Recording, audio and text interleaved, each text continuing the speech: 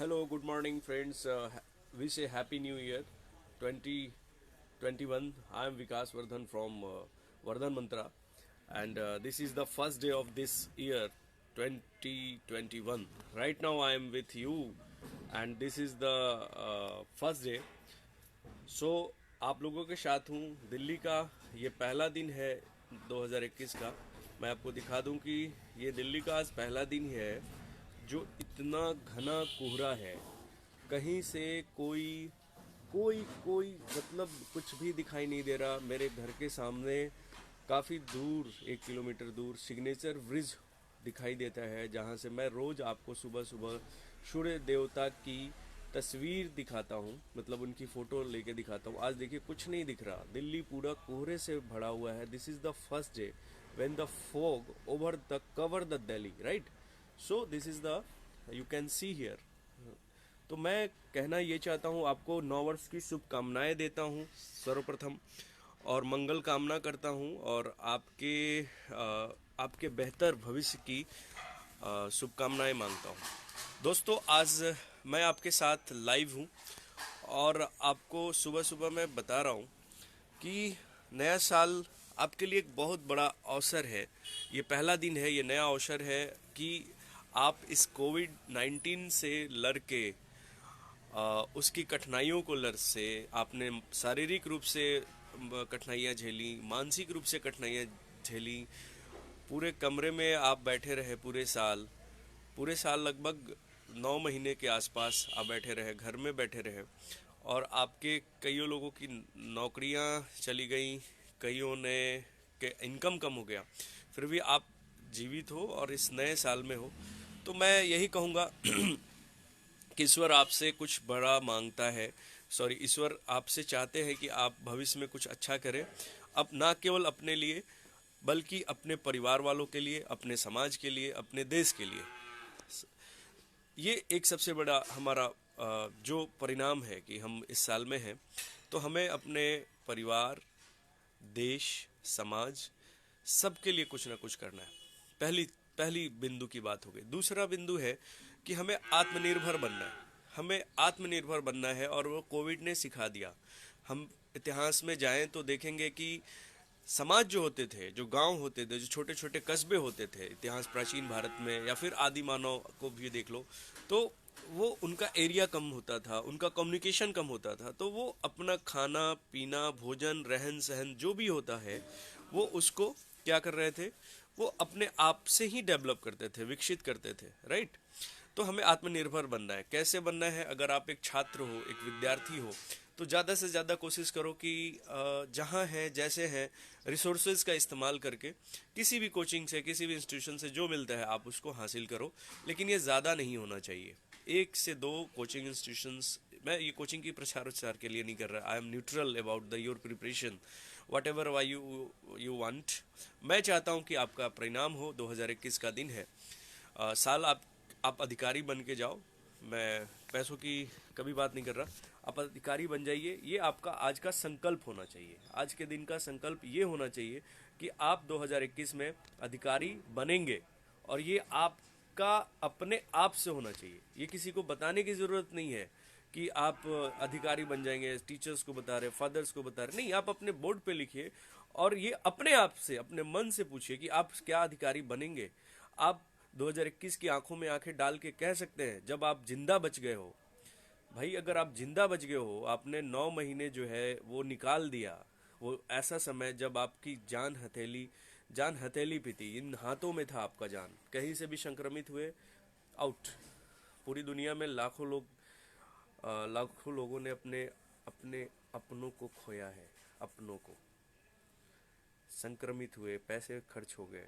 जो लोग संक्रमण के फेरे में आए, उनका अपना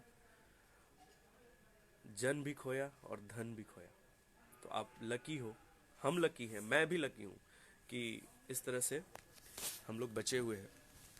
तो दूसरी बात है कि आप अपने आप से कॉन्फिडेंसली चैलेंज करो 2021 को कि मैं इस साल में अधिकारी बनूंगा। अवसर है, 67 बीपीएससी प्रीलिम्स है, जेपीएससी आ रही है, एमपीपीसीएस आ चुका है, यूपीपीसीएस आएगा, और यूपीएससी 21 भी आपके नोटिफिकेशन आ चुके हैं, वो भी होंगे। तो 4-5 अवसर है, आप एक एक करके आराम से निकालो। मैं ये राज्य स्तरीय और संघ लोक सेवा आयोग की परीक्षाओं की बात कर रहा हूँ। अभी से 5 महीने हैं, 3 महीने हैं, 90 दिन है, 180 दिन है, डेज में बात करेंगे, राइट। तो आप प्लीज़ अपने आप को चैलेंज दो।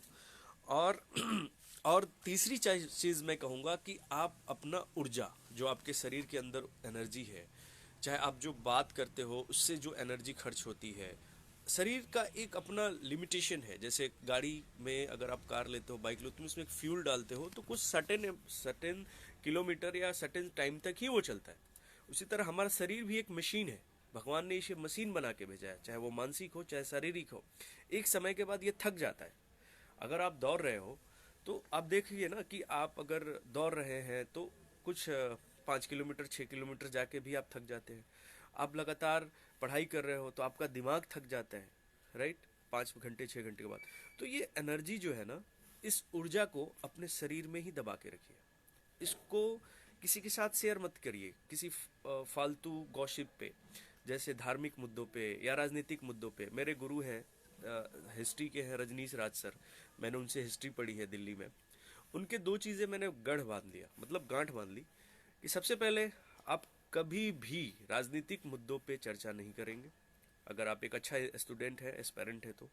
और दूसरा, कभी आप धार्मिक मसलों पे चर्चा नहीं करेंगे तब तक कि जब तक कि आप एक अधिकारी नहीं हो जाते। जब अधिकारी बनेंगे ये सारे मसले आपके पास आएंगे कि सर इसको कैसे सुलझाया जाए, आप एक अधिकारी के रूप में सुलझाएंगे। बट अभी किसी इसकी कोई जरूरत नहीं है कि आप इस दोनों बिंदुओं पे बात करें। तो ऊर्जा आप बचाएंगे, गॉसिप यहाँ वहाँ नहीं करेंगे, इधर उधर जाने की कोई ज़रूरत नहीं है। दूसरी चीज़ है समय। समय मैं समझता हूँ कि वो उसकी उसकी किसी चीज़ से तुलना नहीं की जा सकती, नेवर एवर। ना आप पैसे से तुलना कर सकते हो, ना इंसान से तुलना कर सकते हो। वो आपका है, वो 24 घंटे आपके हैं, वो 24 घंटे आपको अपने लिए जीना है। और आप कोई भी लक्ष्य देख लो, कोई भी लक्ष्य बड़ा नहीं होता है आपके जीवटता के, आपके आपके काम के लिहाज से। देखिए, अगर आपने ये तय कर लिया है कि मुझे सूर्यदेव के उगने से लेके सूर्यदेव के यानी कि सूर्योदय से सूर्यास्त तक में भगवान 12 घंटे रहते हैं, अगर आपने उसमें 6 घंटे भी पढ़ लिया, 5 से 6 घंटे रोज, जैसे आप जॉब भी करते तो 8 घंटे करने थे, तो आप 5 से 6 घंटे भी मस्ती से पढ़ लेते हो, लाइब्रेरी में पढ़ लेते हो, घर पे पढ़ लेते हो, तो मैं समझता हूँ कोई सामने आपका एग्ज़ाम नहीं रुकेगा। आपकी बहुत अच्छी तैयारी हो जाएगी। विथ आप एक संडे छुट्टी भी ले लीजिए। आप एक जॉब होल्डर की तरह सोचिए, 5 से 6 घंटे का काम करना है, जब आप मन करोगे रेस्ट करोगे, किसी की बंदिश नहीं होगी, किसी की नौकर नहीं होगे। ऐसा लोग सोचते हैं कि मैं नौकर हूँ, बट यार ये सोचो ना कि वो जो नौकर होता है ना, एक लाइफ स्टाइल जीता है जो अनुशासित होता है, ईमानदारी होता है, और आप साथ में बहुत कुछ सीखते हैं, राइट। तो आप समय की कदर करेंगे, और ये सब कोई जानता है, ये मैं कुछ नया नहीं बता रहा हूँ, ये हर हर जो मोटिवेटर होता है बताते हैं, हर टीचर्स बताते हैं, आपके माता पिता बताते हैं। तो आप समय की कदर करेंगे। तीसरी बड़ी बात जो मैं बता रहा हूँ, शायद आपने इस पे गौर नहीं किया होगा, कभी गौर नहीं किया होगा, आप गौर कीजिए। आप अच्छे लोगों के साथ रहिए, स्वजनों के साथ रहिए, दोस्त जो आपके हों बहुत अच्छे हों। कहा भी गया है, पानी पियो छान कर और दोस्त चुनो जान कर। यानी कि आप ऐसे बंदों के साथ रहिए, ऐसे लोगों के साथ रहिए, ऐसे मित्रों के साथ रहिए।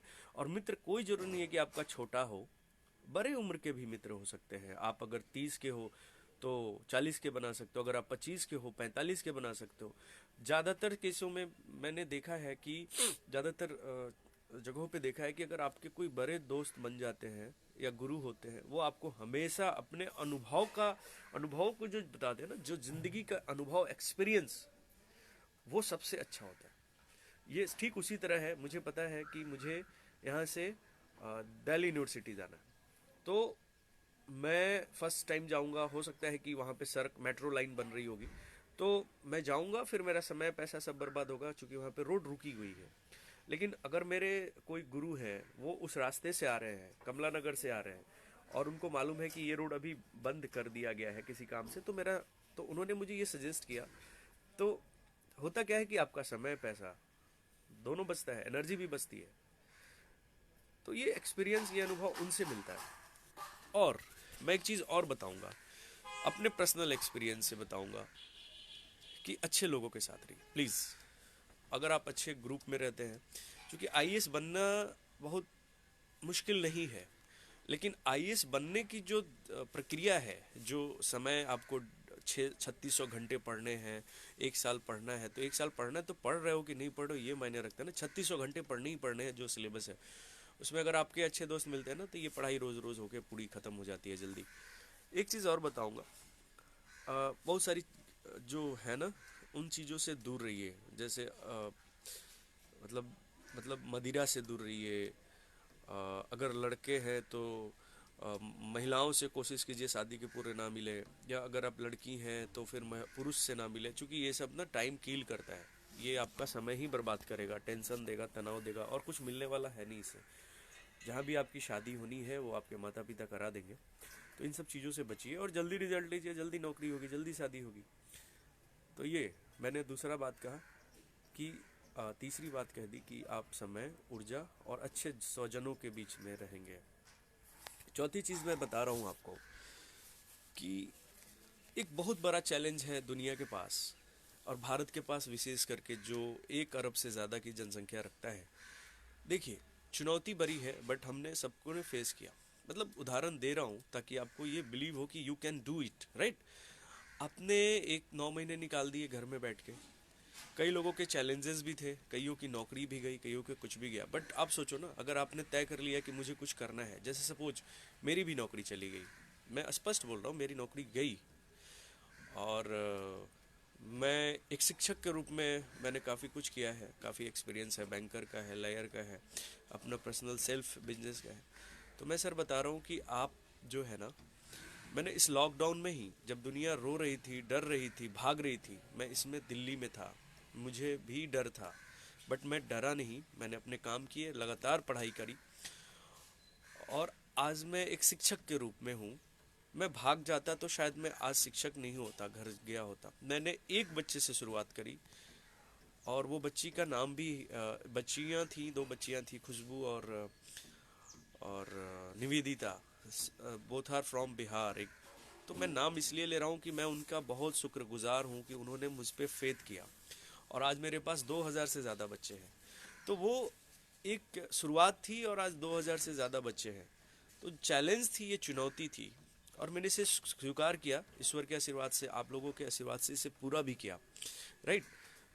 तो चैलेंजेस आते हैं, इसका मतलब ये नहीं कि आप मैदान छोड़ के चले जाएं। चैलेंजेज आपकी परख करती है कि आप कितना देर तक टिक सकते हो। ये भगवान आपसे देखना चाहता है, आपकी ईश्वर चाहते हैं कि आप कितना टिक सकते हो, आपको कितना, आपको ऊंचाई पे ले जाना है। आप जितना दबाया जाएगा आप उतना ही उठोगे। अगर आप भाग गए तो फिर कभी ये मौका नहीं मिलता, अवसर बार बार नहीं मिलता। चौथी चीज़ मैं बता रहा हूँ, आप कोविड-19 के कर्फ्यू है अभी, एक तरह से आप कह सकते हैं, पूरे भारत में ही नहीं वर्ल्ड में कर्फ्यू है। 9 वर्ष का स्वागत, और 9 वर्ष और पुराने वर्ष की विदाई, मतलब पुराने वर्ष की विदाई और 9 वर्ष का स्वागत जो है वो काफ़ी उल्लास उमंग से नहीं किया जा रहा है, घर में ही किया जा रहा है। फिर भी मैं एक चीज़, बहुत बड़ी चीज़ मैं बताऊंगा। मेरी आस्था अपने ईश्वर, खुदा, गुरुओं पे, ईशा मसीह पे बहुत है।